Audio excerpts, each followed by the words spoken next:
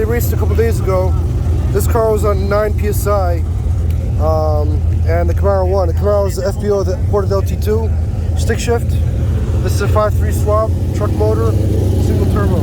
Now it's on 12 psi. We're doing a rematch. I'll put the two races together. This should be interesting. See what 3 psi does. I'm happy about that torque, man.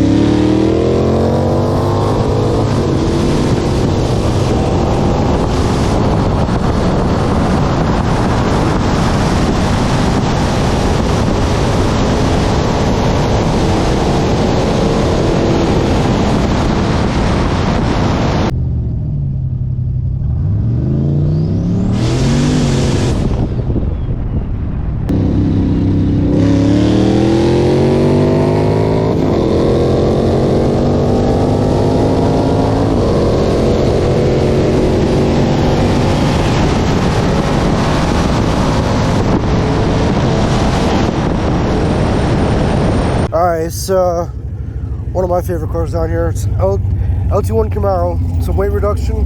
It's got a ported LT2, long tube headers, E85 tune, and a driver mod. He's running a C5. It's a manual.